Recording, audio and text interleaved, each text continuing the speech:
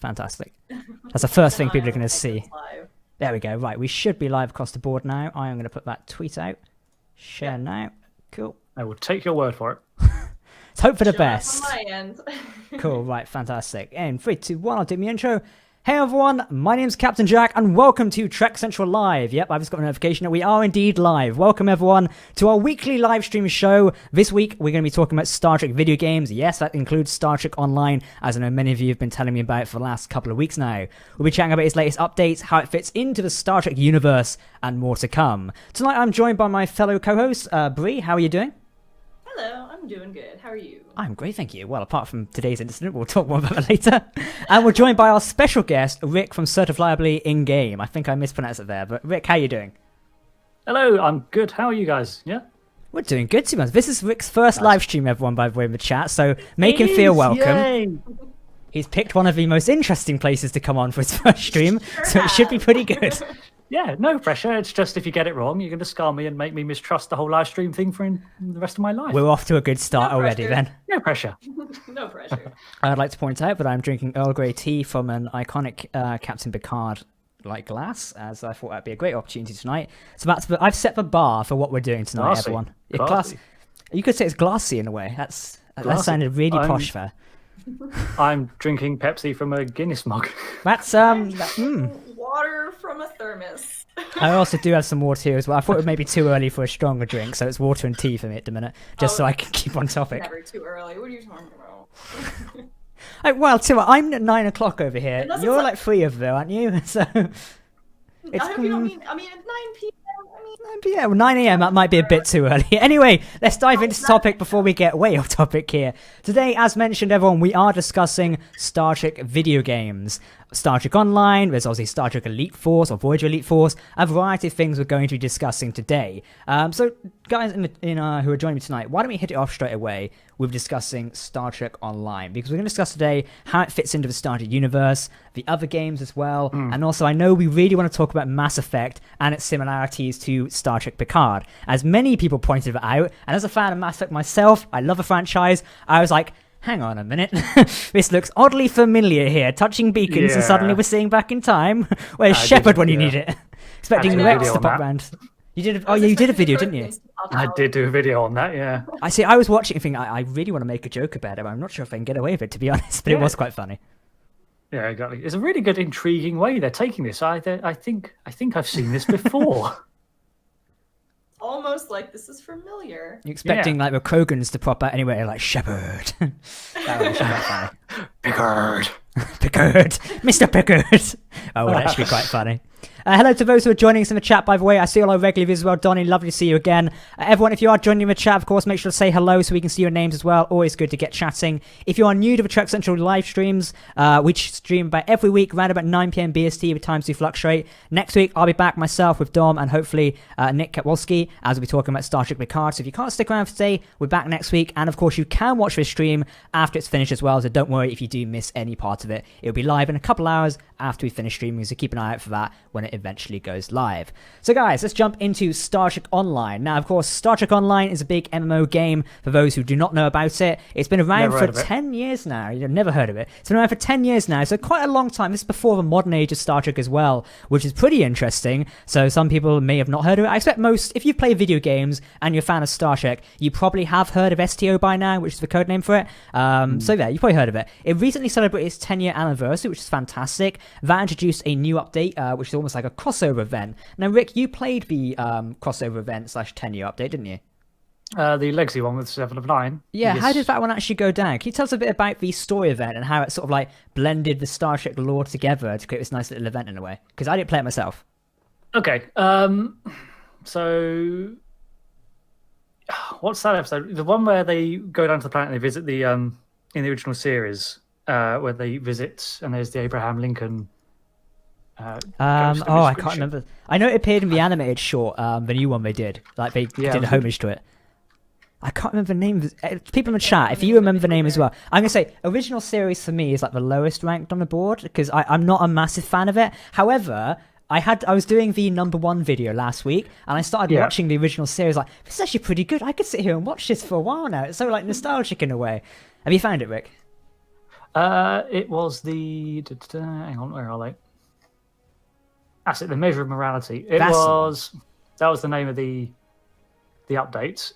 Mm-hmm. I forgot the name of the species. But Abraham Lincoln was in the TOS and in Short Trek. So Adam Peters says there. Okay. Yeah.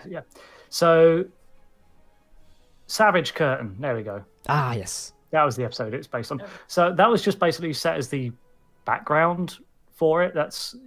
They used it to examine sort of like human condition and sort of like what they were basically testing what it means to be good, what it means to be evil, and they did so by bringing in like arbiters of good, which was the player character, Michael Burnham, and then 7 of 9 as well. Okay. And it was basically the thing is with Star Trek Online, they use the lore of Star Trek to create big, expansive missions. Star Trek Online itself doesn't really adhere too much to its own constitution in regards to the rest of the show. It just takes the existing lore and goes, what can we do with it? So it sort of threw all these characters that would never really have any reason to meet in actual continuity, put them together and gave them an objective. And it was pretty fun. I'm not going to spoil all of it because I'm still getting to it in my playthrough as well. But you end up with some crazy moments where you're visiting different points throughout the Discovery show. Like you end up visiting the point where the control AI was coming from Michael Burnham and the Red Angel and everything like that. Oh, that's from nice. Star Trek Discovery. That's really good. And there's bits in it as well where 7 of 9's Borg nanoprobes end up fusing with control to create a new baddie that you then have to take. This is what I mean when I say Star Trek Online just goes, let's just take this from the lore, let's take this from the lore, slam it all together just as an excuse to have fun. That's what I like about the game as well, because it's not bound to canon in a way, because it operates in like its own like storyline / timeline, I guess you could say. They can bend the rules a little bit and do what they want, which is kind of cool. So I don't think with Star Trek Online, it's a fun thing, but it's very much its own universe, like you say. That's the good way to treat it, is that it's its own timeline. Because although it does pick up in 2409, which is the furthest, in the timeline, it's even further than Picard, it bases itself as an extension of that, but you can't really treat what happens in there as canon the other way. Yeah. So, like, what's canon for the shows is canon for Star Trek Online, but what's canon for Star Trek Online isn't necessarily canon for the shows. Yeah, this was like a big discussion for Star Trek Picard, because when we got that series first announced, and then the detail came out, but it was going to be $23.99. Yes, it was like, whoa, hang on a minute, because Star Trek Online already touched on that, but hang on a minute, this isn't. Yeah. And there was a lot of discussion at that time, and even when we now make videos about certain things, people are like, oh yeah, but this voids Star Trek Online canon, and I think it's important people remember, like, it's Star Trek Online is its own universe / timeline in a way, therefore they can bend the rules, but they don't have an effect back on what's already done. Same way I have a Kelvin timeline, it's not going to change the Prime timeline in that respect. Then again, things are sort of a bit confused in that regard as well, because, I mean, are we talking for spoilers generally? Oh, we might. I think most people have seen Star Trek Picard Discovery, and I think that Star Trek Online has been out since March, February now, so we're a good couple of months. With episode 5 of Star Trek Picard, which saw Icheb getting killed off. Yes. He's been removed from Star Trek Online. I saw that and they've written him out, He used to be on the K7 space station, I think. I remember. Naomi Wildman. And you could go chat to him, and he's like working there alongside Naomi. But yeah, they've written him out. So it's like Did they give any like explanation to why he was written out? Because I'm going to touch on a sensitive subject anyway. We know there was some in real life drama surrounding Manu. I can't actually pronounce his last name, so I apologize. Yeah. I was wondering whether this might be a little bit of like, oh, that's an easy way to sweep this under the rug for the STO developers. I hope it's not, but it just seems a little bit weird to remove someone who's been so long in the game, because I think 10 years. Especially like when that first aired with Star Trek Picard, and him being killed off, like there was the discussion of, are they killing off Icheb because of stuff that's gone on? Spite almost in a way. I hope they didn't, but I hope they didn't, because why punish a character for That'd be Right. well, I mean, we've seen it in other shows before. I guess another one. I won't make the comparison on screen, but we know of other shows where actors have kind of gone off the rails, should we put it lightly, and their characters suddenly meet unfortunate demises. I'm thinking of House of Cards being a prime example. So it's like, we've seen it before, but I don't know. It just seemed a bit weird because I was reading about it recently. I didn't know they'd removed the character, and I read about it on the wiki. There was no explanation given. Now, obviously, from a lore point, it makes sense because obviously, if STO is following the prime canon lore, technically, if Icheb was killed in 2385, I think it was, he couldn't be in the future anymore. But he wouldn't have been in that point, so therefore he's been taken out. So I guess that kind of makes sense. Complete and total spontaneous existence failure. That's what happened. Just that's a technical way of putting it, really, isn't it? Yeah. They were talking to him once, and then he just vanishes, and everyone's just like, Icheb? Who's Icheb? We don't know him. But it reminds me of the Next Generation episode where everyone Beverly knows disappears, and it's just left with like, oh, I was meant to be meeting Dr. So-and-so today, and Picard's like, I have absolutely no idea what you're on about. Yeah, to borrow a joke from Doctor Who, that's what happened to Jeff just now in this podcast. That's terrible. So, Brie, you've played Star Trek Online a little bit before, haven't you? Yeah, it's one of those games where I desperately wanted to get into it, but being a WoW player first, it was just a stark contrast between playing World of Warcraft's level MMO and going to Star Trek. I still play it here and there when I can, but it's definitely one that falls behind. I will say, if it wasn't for the Star Trek dressing, it wouldn't be as popular or engaging as it is. It's because a lot of people love that universe that it's arguably still holds up today.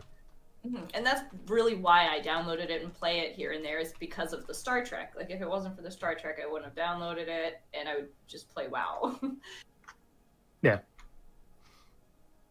So I just wanted to check about. I know I remember playing Star Trek Online. My friend from secondary school got me into it because I was introduced to Star Trek around about 2012, 2013. As a guy I met in school was like, "You have to watch this. You're a sci-fi fan. You've not watched Star Trek. Go home and watch it all." That's when I started watching Star Trek. There we go. And then I got into Star Trek Online because I've always been a big PC gamer, and obviously for those who know me as Captain Jack, that's kind of what I do on YouTube as well. So naturally, I was like, "Yes, let's play the video game Star Trek Online." And I remember one summer I sat there for the summer in the UK, and I think I played through the whole game and completed it fully, and it was only like level 50 at the time. And I remember having my Sovereign class there, and I was like, oh, it's so much fun. The missions, like my favorite missions for that was the Dominion ones at the time. I know it's been redone and they've got new ones since, but back then you have the Dominion ones where you had to release a founder, and then they introduced Captain Sean, who was then given the Enterprise F, and that was fantastic. I remember I started playing that originally just before the Legacy of Romulus update, which I think was the first proper expansion for it. That was I did the same thing. I played right up to max level, and then Legacy of Romulus dropped, and I started a new character, played through all of that, and then I sort of tailed off because I wasn't really interested in farming for endgame. Or the endgame's improved, I think, in terms of crafting everything since then, loads. And I actually stayed out of it for a long time, and then eventually I came back to it with the founding of my channel, and then obviously I came up with the idea one day. I was just like, wait a minute, I Certifiably Ingame, I do gaming stuff, and I like Star Trek. Why have I not gone back to the only current Star Trek game? So that's how I ended up going back to that. Yeah, for me, the post-game sort of thing for that, it was kind of, okay, well, I've completed the story now. I don't really know what to do now. I didn't really have the time to sit there, and I tried doing it for a while, logging in every day, but for me, the type of gamer I am, I don't like having to forcibly log in and stuff, collect some stuff, set some... It's almost like a chore in a way. I don't personally like doing it myself. I know some people love and live for that type of thing. For me, it's just not my cup of tea. Exactly. It depends how the grind is in a video game, and we could have a lengthy discussion about this, but for me, if let's use Destiny could be a good example, or Anthem. I know that game's a bit of a failure, but where you log in, play missions. With STO, it's like, oh, you could play the same thing, or you just use the points you've stored up for 6 months. So it's I do play MMOs for the grind. I do enjoy that aspect of the games. Same reason I like a lot of RPGs and get into the crafting and that sort of genre.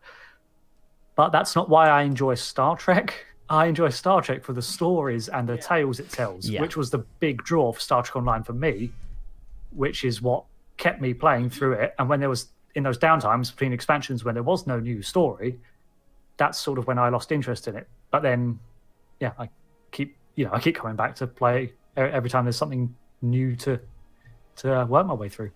So you mentioned there, and I just want to jump to the next video game topic a minute. You mentioned about the current Star Trek video games out there. I guess in terms of video games, lately, you'd think by now, Star Trek has been rejuvenated and back on our screen since 2017, 2018. And we've had brand new shows. We've got a ton more shows in production. We've got like the next 10 years of Star Trek, very much like Star Wars. And the fact it's back on our screens, very big. Now, as we know, if we compare the two franchises, I know some people will class me as a bit dangerous to say, hey, Star Wars and Star Trek, let's compare. But if we compare them in terms of video games, Star Wars has always had a fantastic track record with video games. Star Trek, on the other hand, has always felt like it's playing catch-up. Now, we've got STO, which has been around for 10 years now. I just had it on my screen here. Back in 2017, I think this was before Discovery, or just around the same time, we did have Star Trek Bridge Crew, which was a VR exclusive for Windows and PlayStation 4. Have you played that one, Brie? Yeah.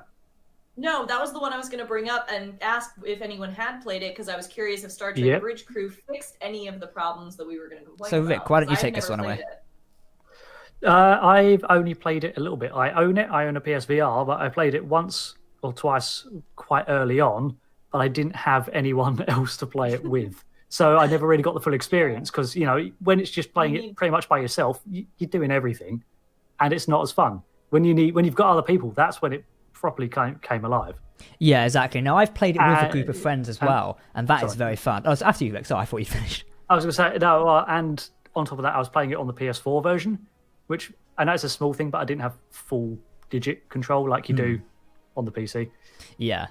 So, like I said, I was just saying that I've played it with like a group of friends myself, and that is the most hilarious thing. Because we got our friend Castle, who's actually Scottish, had to force him to play the engineer, obviously. And we did we tried doing, unfortunately, I was trying to record this, but it didn't work at the time, because recording VR is like a horrendous nightmare. And I believe we're doing it again sometime for a live stream, so people on here will have to watch out for that. And we got into play engineering. We did the original Enterprise. Now, that is like the hardest one to do in Bridge Crew, because the controls are basically like jelly tots on a desk, and you have to pick out which one's which. You can turn off the UI telling you everything. That's what we did. We thought it'd be a laugh to turn off the UI and see if we could work it out ourselves. And I think, it sounded like a migraine and a headache. I was like, let's get the hell out of here. But yeah, Bridge Crew is very fun. I'm going to try it again soon. I've just converted my lounge, because I've got no furniture in a minute, into like a VR workspace. So I'm going to take my chair in there, and then I'm going to be like the captain and spin around the chair and go like, damage report, something like that. Just basically, RP my dreams to, Star Trek, stuff like that. It'd be fun. I think it'd be great. Man, I need a VR headset so badly. I've wanted one so bad, and this is just making me want one more. Honestly, I am surprised Star Trek Bridge Crew has not done more. You think with Discovery and Picard and Voyager's 25th anniversary, they could have a wealth of stuff there. It is Ubisoft who are making it, and Ubisoft are quite well known in the industry for maybe not taking the best approach to games sometimes. So I'm thinking they could have so much stuff. We could have Discovery's Bridge. I can guarantee you, Discovery's Bridge as a DLC for that game would have sold out. People would have wanted that. Oh, yeah. I would have wanted it. Yeah, it is. But again, Bridge Crew they're not going to invest a huge amount in Bridge Crew, I think, because it is locked behind owning a headset. Yes, exactly. It's not technically doing that. I don't know if you missed it. You can actually play it without a headset. You can play it without a headset, but it takes it out. Exactly. It takes kind of you out of the whole purpose of the game. You lose that immersion in a way. Exactly. It's very fun to be immersed in it. So like VR games going to non-VR, kind of like it's like playing Beat Saber not in VR. What's the point in a way? Yeah, so then you're just playing a rhythm game. Exactly. So I don't know, maybe there could be more coming to it in the future. It depends what we want to do. I think Star Trek video games as a whole is kind of like stalled at the minute, but I guess it's the kind of target audience. This does bring me to my next point. Now, we do have a variety of other games. Now, most likely, or it's not most likely, very conveniently, in the last couple of years, a lot of Star Trek video games have been on mobile. I'm just reading it to my left here. We've, of course, had Star Trek Timelines for iOS and Android. That was by Disruptor Beam. Have you played that, Brie? An ad for it came up before the video started on my end, so yeah. We've had Star Trek Trexels 2. I've not played it myself. Apparently that's on Android by Congregate. And of course we have Star Trek Fleet Command, which is 2018, iOS and Android by Scopely. We actually did a brand deal with them recently, and it was very fun to check out that game. One of my friends, Leo or Dr. Kraz, is now addicted to that game, so well done.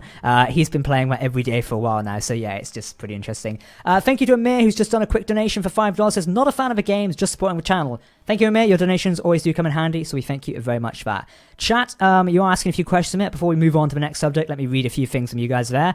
Just stopping by to say I'm old. I played with Captain's Chair. Well done. Adam, how are you doing? It's Adam Chloe from Trek Culture, everyone. Say hello to him.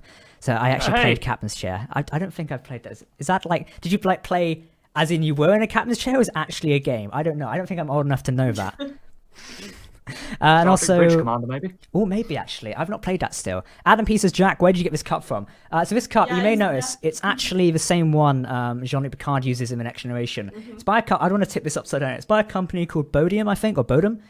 If you tweet me, I might get you the link later, as I have it around here somewhere. I had to get them from eBay. You can't buy them anywhere. Yes, remind me later and I'll put it out somewhere. Okay, right, back on topic a second. Other video games. So mobile, the latest one is Fleet Command. The latest main game for console is Bridge Crew in 2017. And the latest game for PC, or should I just say in general, in terms of commercial games, will be Star Trek Adversaries. Does anybody remember that one? This was a digital board game. Apparently it's been discontinued since 2019, so that didn't last very long. Apparently it released in 2018 and was shut down in January 31st, 2019 for undisclosed reasons. Okay, well.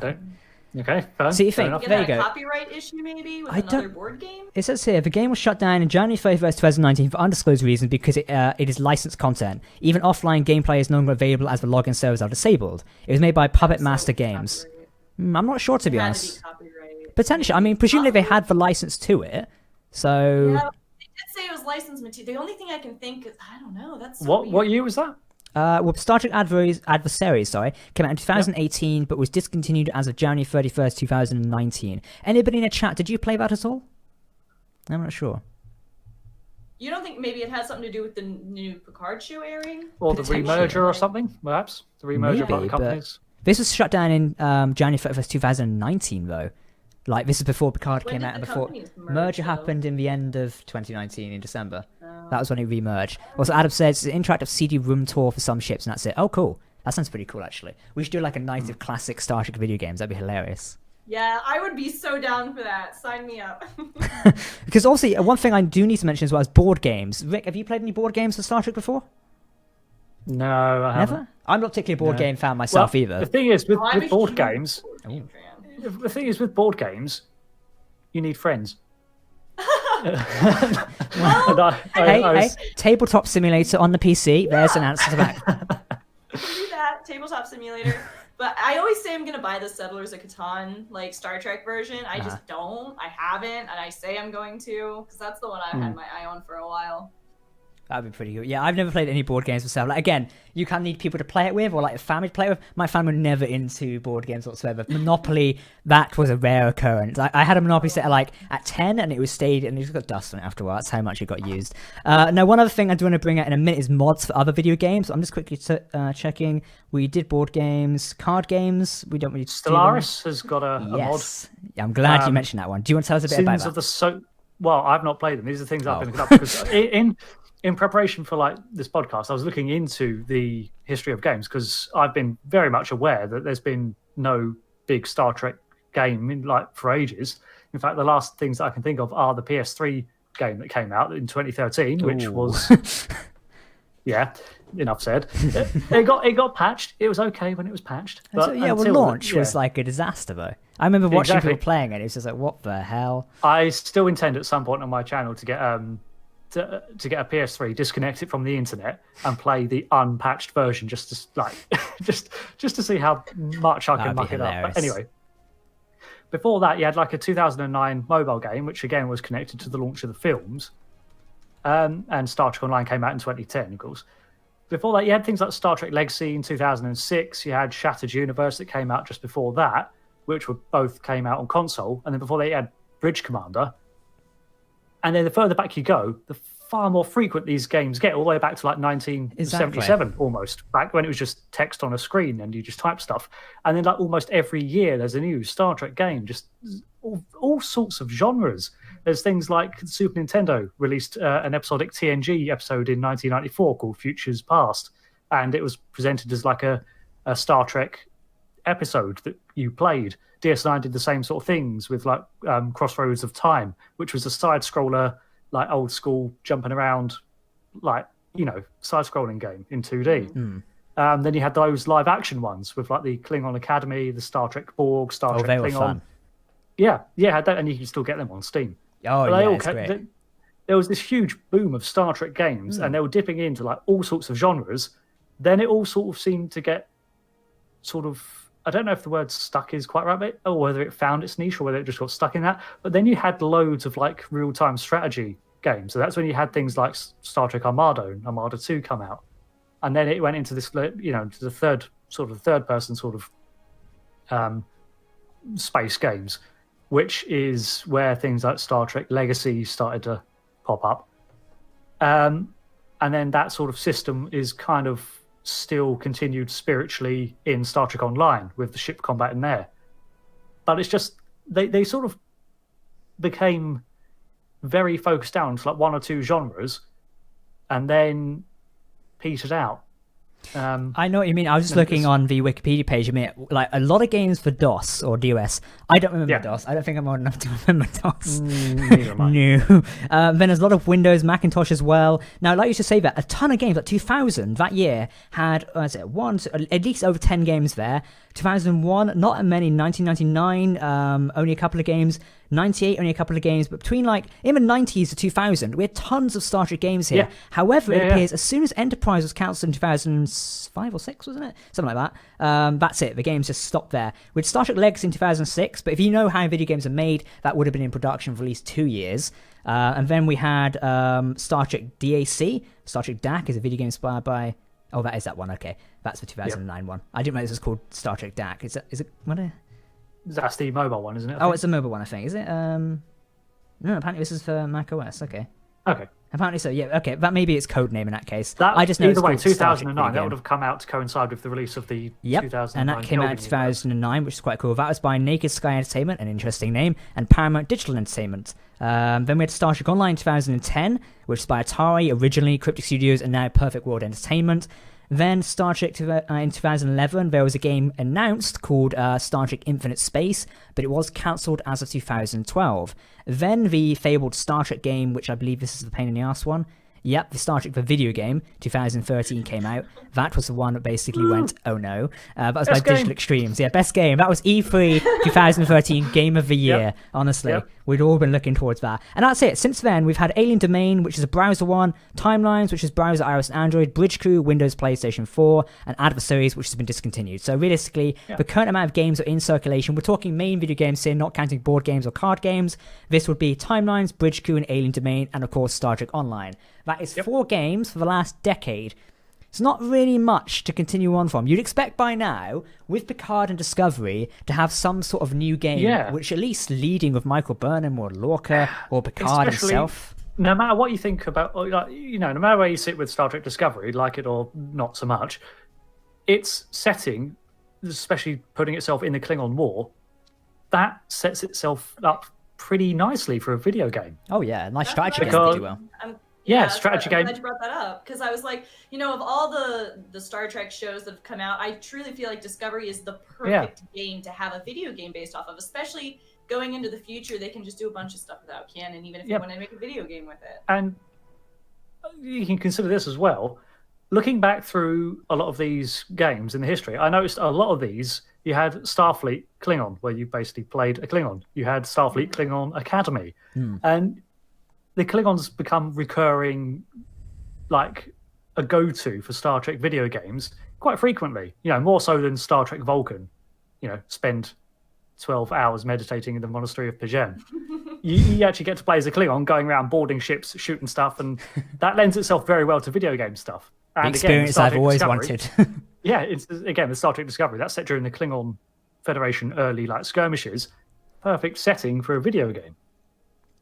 I agree there. It's like, I remember watching, for my favourite one, I always go back and watch it on YouTube. I've not actually played it myself. It's the Star Trek Borg one, you know, the live action one, where you get John Delancey popping around as well. I think that's hilarious. Yeah, it's hilarious. I love that one. That came just after Star Trek Klingon. Very nice, yeah. I really enjoyed that. I need to go back and play it sometime. We should really do like a classic game stream. That'd be hilarious. Which would be really good to play. But also, you did mention there, and this brings on to my next topic, just switched over realistically. While there may not be many Star Trek mods currently out and about, so I've really just effed up that sentence there. While there may not be currently many Star Trek video games out and about, there is a lot of Star Trek mods. I was heavily distracted there by my tea. No, there's a lot of Star Trek mods at the minute. So if you're a gamer like me, you would have heard of games like Stellaris, which is a what's its term? It's a strategy multiplayer game by Paradox Studios. They make a ton of games, or Paradox Development Studios. And you've also heard of Sins of a Solar Empire Rebellion, which is also like another strategy game. They're really cool games. Big mod. Indeed, yes. And they both have some fantastic mods to go with it. Now, for Sins of a Solar Empire, by the way, take notes, chat. You may want to go download these and look at them yourselves. For Sins of a Solar Empire, you have Star Trek Armada. And then for Stellaris, you have Star Trek New Horizons. Yes, that's the name of it. Which, might I say, I played Star Trek New Horizons very recently with a friend. And oh my, that mod is fantastic. It is so well done as a total conversion. I started playing as a Federation. So originally, it starts you in the year 2156. So I started as a United Earth. One of my first objectives was to scout out the immediate area. I met the Vulcans, met the Andorians, the Tellarites, As you can see, this is very much aligned with Enterprise. I then had the NX class, went around there, dealt with the Zindi. They tried to blow me up. I blew them up backwards. It was kind of a pretty interesting. Then I formed a Federation. They gave me all of these planets, and my economy went to shit. That was basically how it went. But honestly, that game is fantastic. If anyone has not had a chance to play that yet, get Stellaris. It's usually on a Steam sale at some point. Download Star Trek New Horizons. The dev team who are making that are fantastic. You should really check it out, as that is one of the best games ever. So yeah, Rick, you also mentioned these games as well. Have you had any experience with Star Trek mods? No, I've not. Well, because I've not played Stellaris or Sins of the Solar Empire, but they're both RTS games, aren't they? Yes. Yeah. So again, it's harkening back. I'm thinking that the people that make these mods for these sort of genres of games are the same sort of people that played the official Star Trek RTSs when they originally came out in that boom just before everything went quiet. So the Star Trek Armada devs, obviously, the clue is it's named after Armada. So it's basically named Star Trek Armada 3 as a spiritual successor to the official game, which was, when was Star Trek Armada? That was 2006, wasn't it? I am on the wrong page. Okay, Star Trek Armada 2 was 2001. Yeah, okay, so Armada's not been around for, wow, almost 20 years now since Armada came out on Windows for Star Trek Armada 2. Yeah. So and this mod... that was really well received. It's been, fantastic. And the mod has been around since 2000, and I want to say 16 is when it's been around, and there's been some fantastic people doing that. There's a guy called Gold Descartes who does it, ironically. And if you check out his YouTube channel, or Gold's Gaming, I believe it is, he's one of the lead devs for it. Fantastic game, check him out there. And if you just search up Star Trek Armada 3 or Sins of the Solar Empire, you'll find this, and honestly, check it out, as it's one of the best mods around. But yeah, honestly, the way Star Trek fans come together to really propel video games into the modern day is fantastic. Now, here's the next question. Do you think, with what's happening with Star Trek now, as we've got Strange New Worlds, Lower Decks, Picard Season 2, Discovery Season 3, do you think we'll see any more major, AAA video games? I'm not counting mobile games for that record there. Brie, do you reckon you'll see any big games coming out? I'm hopeful that however, knowing the way the gaming community works, and I don't see it being a AAA game, because the AAA title, they almost require that they're going to make their money back times a crap ton. And bringing in something like Star Wars, it's easy because literally everyone, their mother, brother, and sister watches or has watched Star Wars. Star Trek, even though almost, in my opinion, I feel like just as many people watch Star Trek, it's not one that is as, I guess I mean, it is. I sort of agree with you there. Sorry. Oh, I was just gonna say, I guess it's just the way that both I don't know. It just seems like a AAA game with Star Wars is like a no-brainer. I mean, it happens and they're successful, but I just don't see it happening with Star Trek in the same way. I think that the AAA community just doesn't see it as enough monetary value for them to invest in it, as much as I want one to happen. Rick, you were going to say? Yeah, I was going to say, could that be simply because, the Star Trek's genre and what it's about, does it lend itself naturally to video games? Right. Whereas Star Wars, I've brought this up several times now, but combat and competitiveness is in human nature, and especially in games, it's a thing which leads itself to having all sorts of fighting and skirmishing being prevalent all throughout games. It's the competitive nature that sort of drives them. Star Trek, by its very sort of setting, is meant to be set in a world where humanity's kind of trying to struggle to grow beyond that impulse. And it's all about exploration and these are really good things that suit well for the shows and for the books and for a lot of media around Star Trek, but I don't necessarily think they lend themselves very well for video games. because looking at everything that's come out, the Voyager, like the Elite Force games, they took Voyager and turned it into a shooter, and they gave it a good reason and justification for it, but they had to twiddle things up a bit to make it actually fit. And then you get the same sort of thing with games like Star Trek Online. What they had to do to create a cool setting for an MMO is divide the universe, the galaxy, back into factions again, break down alliances that had stood, like the Khitomer Accords between Klingons and humans. And yeah, sure, it's all spoilers, it all had big misunderstanding. But you kind of have to create this, you kind of have to fundamentally deconstruct what Star Trek's struggling to be about to create a setting for a video game. Whereas Star Wars, it's in the name. You know, there's conflict from day one in the Star Wars universe, which makes for great fodder for video game fuel. There is, and you raise a good point now, and you just reminded me one there. It's like, if we look at Star Trek Picard and how that series was handled, could you realistically make a video game that would appease the masses from Star Trek Picard's story? I think no, in a way. Maybe it's a mobile game or some sort of point-and-click adventure. You don't really see point-and-click adventures anymore. So I don't really think Star Trek Picard could do a video game. And Rick, you mentioned earlier, Discovery, on the other hand, particularly Season 1, would work great as some sort of strategy or combat game, because you could imagine, like, maybe it's like, before the Klingon War, or just as the Klingon War starts, and it's when, original Lorca is round, and they're shooting up Klingons on the ground or something like that. That is a real good combat game. But, I don't know. I do want to point out... sorry, go on. Oh, no, you can go. Okay, I was going to say, there's a very strong difference between something that's like a AAA game and something smaller, like an indie title coming from a smaller studio that has the freedom to experiment and do what they want. Yeah. A AAA game, a AAA company is really only ever going to hedge their bets on something they know is successful, which generally tends to be something more combative or, action-based. I think you could do a Star Trek Picard style, inspired video game as maybe like a detective story. Like like LA Noir, but it's Picard instead. Yeah, but you wouldn't see something like that coming from a AAA studio. No. Which is a bit of a shame in a way.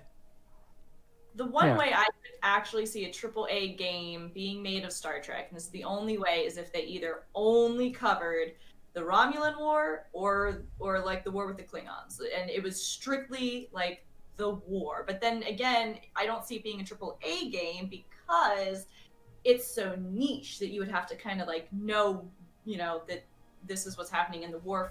Again, with the whole AAA being involved, it almost completely slashes any hopes of it being a Star Trek game. There are things you can do to the franchise to try and get people on board, and one thing that a lot of other, like the Star Wars, has been doing it recently, is to make your video game editions canon, because then they become official pieces of the greater story, and thus, like, Trekkies have more incentive to check them out, as opposed to them just being, hey, look at this fun thing, wouldn't this be cool?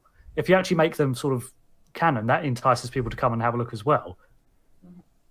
That's what like Disney does through like all of its Star Wars games. Everything since the merger that's come out is canon. Jedi Fallen Order is technically canon to the Star Wars universe.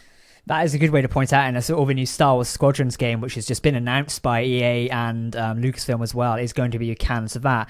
Now, TJ or Star Trek Pike just brought up a good point. Trek has a good adventure-style narratives.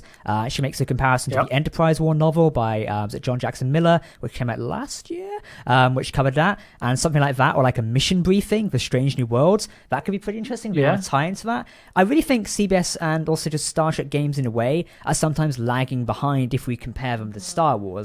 Lucasfilm, Disney, and EA, they've embraced, although EA is a bit of a laugh sometimes, they've embraced the mentality of, the modern era, and embracing and like turning it all into one. So if you play a Star Wars video game and say like, oh, that character, hang on a minute, she's in that show. Something like that could work really well with Star Trek, because Star Trek's lore and canon canon is very well entwined and interweaved. I know we always have our canon discussions of what is canon, what isn't, and I know there's some online arguments. Don't worry, I'm there with you.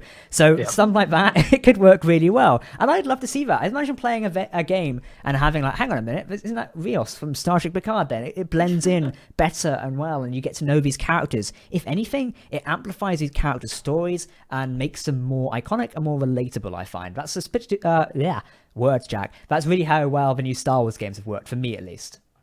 Yeah, exactly. And that would work really well with Star Trek as well, especially in this time now where they're trying to create a branching umbrella license for like all of these films. Why not expand it into other media with the whole, with more dedication given to defining what is in continuity and what isn't? Because memory beta at the minute is just a mess. So... Yeah, I don't know. It's a bit like if we compare it again, Star Wars: The Legends of that is a little bit of a mess anyway. So therefore, it seems like both franchises have that bit of an issue anyway. Brie, was you going to say something there? Oh no, I was just. Oh, okay, that's good. So yeah, I've lost my point now. What was it? Star Wars games and Star Trek. Star Trek's games, I feel like, because obviously they've announced this new sort of thing behind the scenes of Star Trek Universe, which is almost like the code name for their multimedia group. I forget the name of it off the top of my head. Does anybody remember what the new group is called? It was announced last year. Veronica, someone's heading it. TJ, if you know in the chat, remind me what it is. It's the group that's doing all Star Trek at the minute. Anyway, this group, which name pending, they are basically established to cover all of Star Trek's new media. That's books, comics, and hopefully games, TV shows, movies, etc.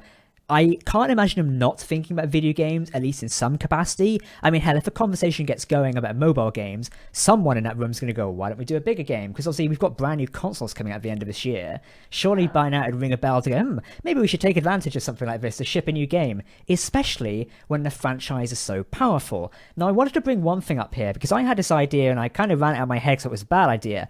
But I almost feel like sometimes maybe the executives of Star Trek are thinking, oh no, we can't do video games, maybe because our audience isn't interested in it, or audience isn't the right audience for that. But again, they kind of contradict themselves when Star Trek is now like marketed to all ages. We're having kids shows made, we're having mature shows made for adults, etc. And then we're having the average Star Trek show made, which is obviously what Strange New Worlds would be, where it's your typical stuff. So really, they have the audience there to make the games. So you can't use the excuse that we don't have the audience for it, or our audience aren't the right ones to play video games, because everybody plays video games now as well, and they're seeking to expand their audience. Exactly. Well. And it's like, oh, maybe our fans don't play video games.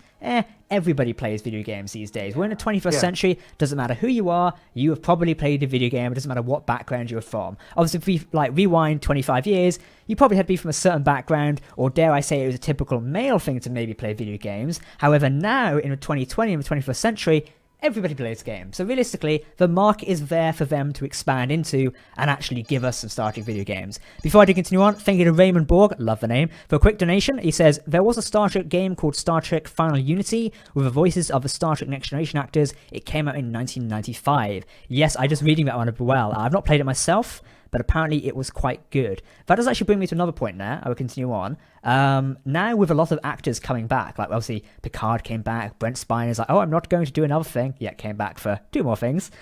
We could see like cameos in video games. Rick, what do you think about that? Like cameos for actors in new video games, maybe? No, we do see that currently with Star Trek Online. True. When they can, they grab the actors and bring them back in to record for it. I'm struggling to think, would I play a game that came out set on the Enterprise E if it didn't have the original cast reprising their roles?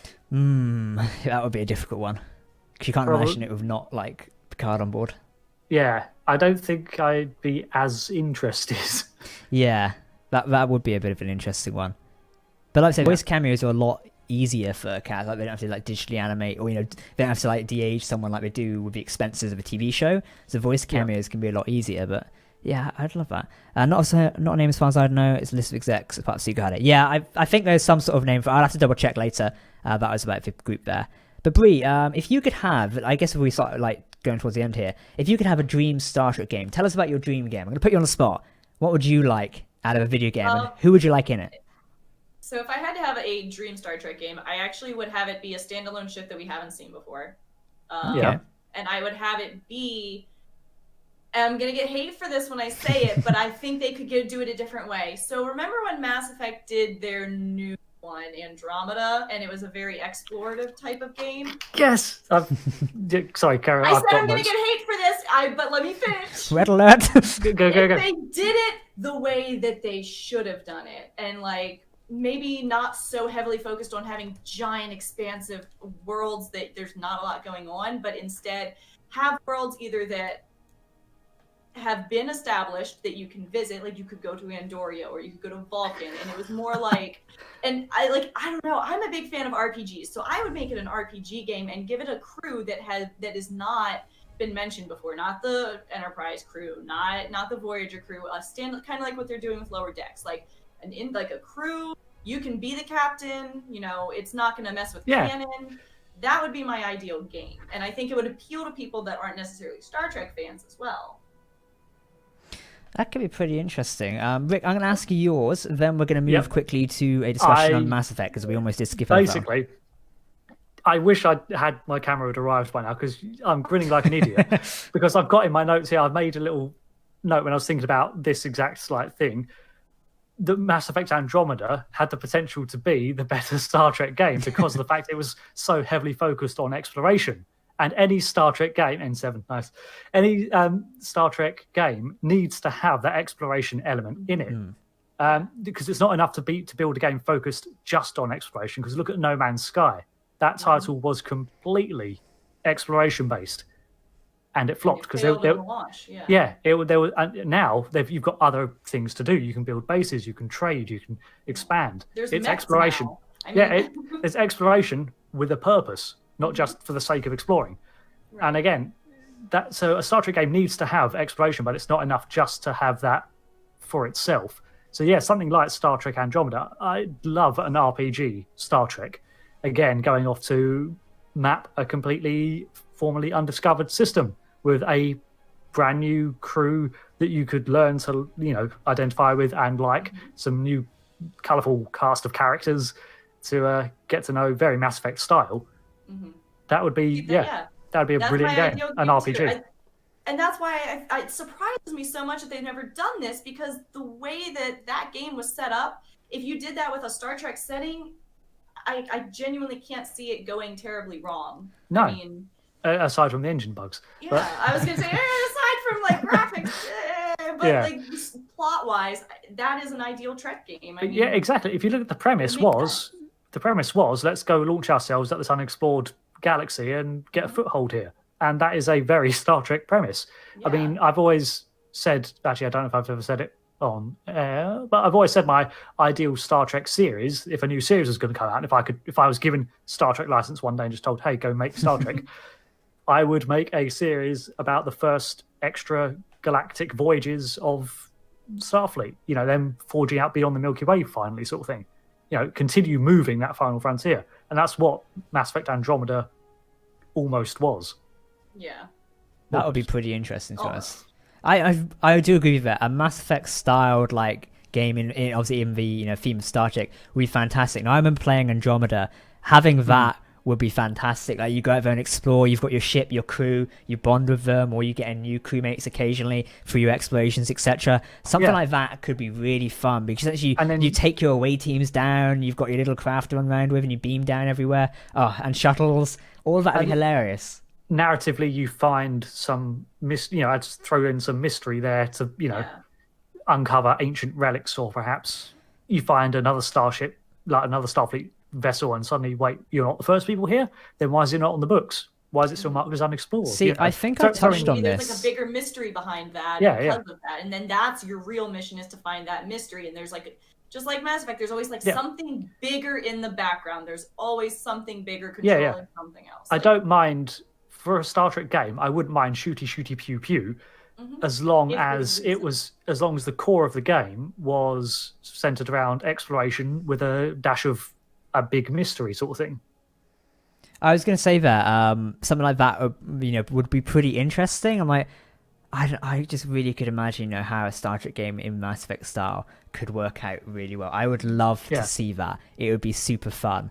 But yeah, there's something else I was going to say now, and I completely forgot that. Oh yes, so on Mass Effect, you can like choose to be good, or you can choose to be evil, or walk for a thin line through the middle. Yeah. Something like that with Star Trek could be good, because I find myself sometimes, and particularly with other shows, having this discussion the other day, is like we see a scene in Star Trek where Picard's like doing the right things, like, oh, this is the right thing to do. However, sometimes we, because of the way maybe we've been brought up, or the way we've learned through experience in life, may not agree that is the right way to go about something. So playing a game where you are the captain, dilemmas. you could make the more like choice on what's being presented in front of you. You could do the needs of the many outweigh the few, or do they?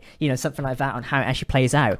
Something like that for Star Trek could be really well, because Star Trek is about making those choices, having those important discussions. Because... Essentially, Mass Effect is Star Trek. We've come full circle, everyone. Good night. Yes. You're saying about the choices. Those games in that heyday of like the Silver Age of Star Trek games, and there were just games coming out every like year. A lot of those games, especially the live action ones, were focused around player choice. And again, yeah, like you say, the player choice is still a huge like component of games, Mass Effect in particular. And I'm just thinking, like, how cool would it be if you're out on this like mission exploring this section, and as it's unfolding, you have the option to turn to, I don't know, maybe like a Section 31 contact on your ship who's like, well, you could do it this way, and that's your renegade option. You could be like, well, why don't you just do this? And then you're like, no, I've got to do it the Starfleet way, or the Federation way. But then they're like, yeah, but this way would be quicker, and you get a cool thing out of it, so do it this way. Something like that during the Romulan War could be pretty interesting. You got Makos on the ship who have a more military option.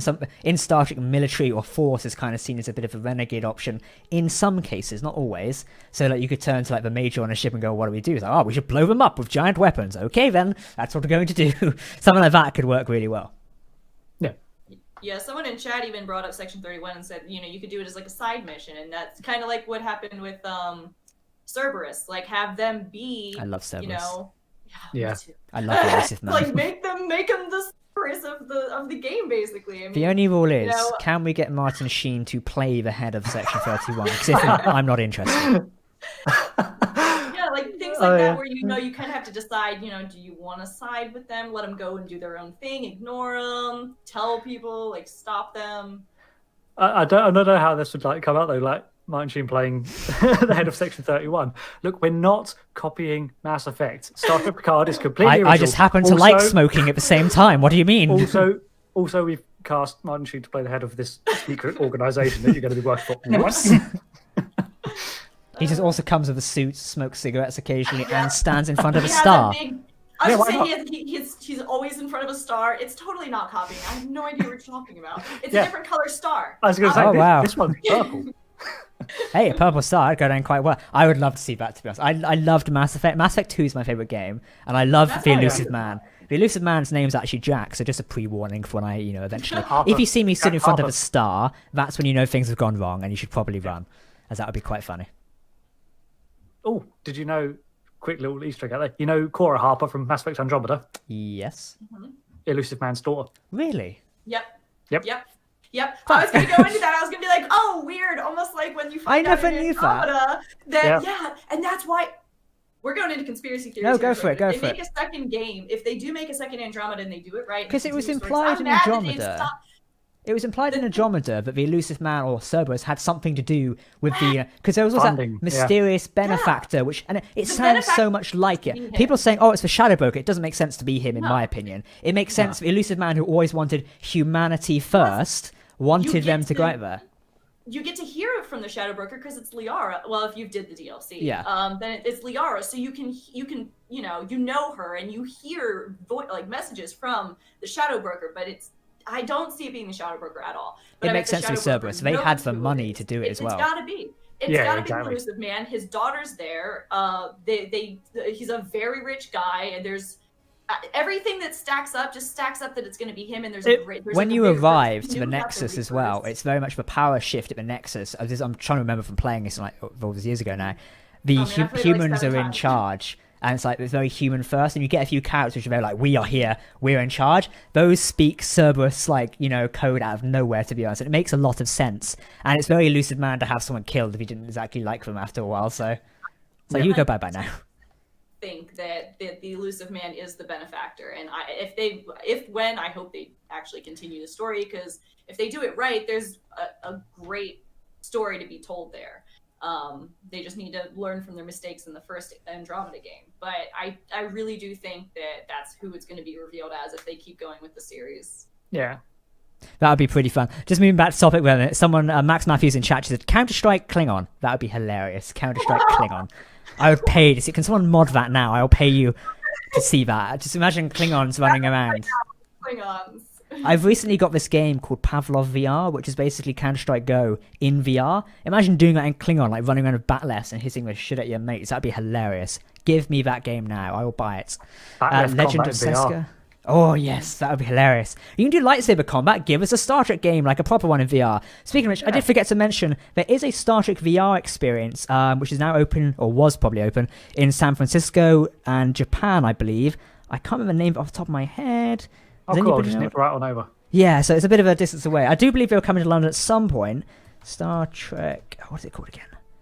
Trek VR. I think it's just Star Trek The Experience. No, the experience was the one at Vegas. There's another one. That was the one I was thinking of. Yeah, Experience... so basically, actually, fun fact, Experience is obviously known as like an IRL sort of game in a way. You go and play this Experience and experience Star Trek. So that actually got trademarked again last year, and we covered this in a video, and also CBS put out a lovely article on StarTrek.com speaking about it. So I wouldn't be surprised if we'll see Star Trek The Experience or some sort of travelling roadshow which contains games back probably next year. I have a feeling it's meant to launch this year, but obviously due to current events, probably not. So maybe it's coming next year. But they trademarked Star Trek Experience again, and just didn't moderate some chat a sec, and it was pretty interesting to see there. Also, I can't remember the name of this game for the life of me. I will double check and put it out on Twitter later, but it is definitely out there somewhere. Yeah. I'll have to double check another time there. Right, we've covered most of our bullet points for today, haven't we? That has been pretty good. Yeah, I guess the only other thing that I was like thinking of was pretty much like the differences between like Mass Effect and sort of Star Trek, but we sort of covered that as well. So we've done a very good job of covering it. So, chat, thank you very much for joining us. We are going to move towards ending on the stream now. I will read a few of your messages, though. So, we've had some game suggestions from the chat. I read out Counter-Strike Klingon. We've got Section 31, Capture the Flag. I quite like that one myself. That could be pretty interesting. Not entirely sure how that will work out there. But yeah, we had a few suggestions there. Bajorn's Rebellion. That sounds pretty fun. I saw Shadow of the Colossus with Andorians. Cardassian Save the Universe for game. Give me a Garrett game. Come on, just give me that. Some sort of spy game of Garrett. Assassin's Creed, Cardassia. There we go. Just Garrett running around assassinating people. That would be hilarious. But he does it in style. With Bashir as his like plucky sidekick. Doing it, yeah. So set on DS9 during the height of the Dominion War. See, I could write video games. Fuck it. What was that? Yep, I think that's all our suggestions today. Chat, thank you very much for your suggestions for video games. We can only dream and hope that CBS do make some of them one day, as Assassin's Creed Cardassia would be quite funny. I would love to see that. Or Mass Effect Star Trek. They are making new Mass Effect games, rumours suggest, so maybe we'll see that at some point. A game about the Xindi War or the Vulcan-Andorian War could be interesting. Give us the Romulan War. We're very focused on Romulans in Star Trek at the minute. Get me on the bridge of an NX with some Makos. Well, hey. Enterprise never got to finish it. Exactly. That would be how. We've got books to base it off of. Let's do that.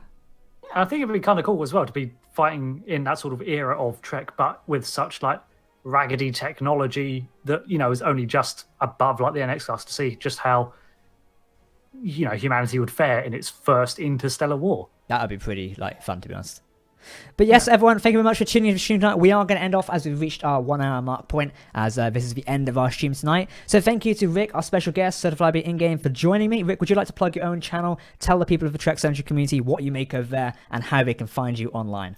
Yeah, sure. Certifiably Ingame on YouTube, see Ingame on Twitter. But basically, I do anything sci-fi with a focus on gaming, but not exclusively, and I do a lot of Star Trek lore. It's not just a dedicated Star Trek channel, but I mean, it's 80% Star Trek channel, so yeah. And a little bit of Mass Effect. I just did a video Can't recently not have on Mass Effect. well. Yeah. And Brie, thank you once again for joining me as my lovely co-host for this evening. Can you tell the audience where they can find you? I know we've got your social medias around here somewhere, but just give us an update. How have you been recently? What have you been up to? And where can they find you? I really haven't been doing much because everyone's trapped inside. It's not like or anything, but I primarily cosplay, and you can find me on Instagram as the cosplay girl with _, or you can just go to my Twitter, which should be below, and it's linked, I think, in my pinned post. But yeah, if I'm not cosplaying, I'm talking about Star Trek, and I can't cosplay right now because of conventions, so not being a thing. So speaking of conventions, for those who don't know, Star Trek Las Vegas, which is the Star Trek convention, has been now postponed from August 2020 all the way to December 2020. Still a bit early for my tasting. I don't think I'll see myself there this year. I thought we'd push it to next year. For comparison, Star Wars Celebration got pushed from August 2020 to August 2022. They've taken it a little bit too far in a way. Definitely safe there. But yeah, for those who are wondering, Star Trek Las Vegas is pushed to December 2020 this year. Will it go ahead? I don't know. We'll probably cover this in a later stream at some point. It was a bad decision on their part because one of the most popular conventions outside of Star Trek is also in December, and it's Holiday Matsuri. It's one of mine, so I would not be able to go to Star Trek, and still I'm pretty sure Hallmat's getting canceled.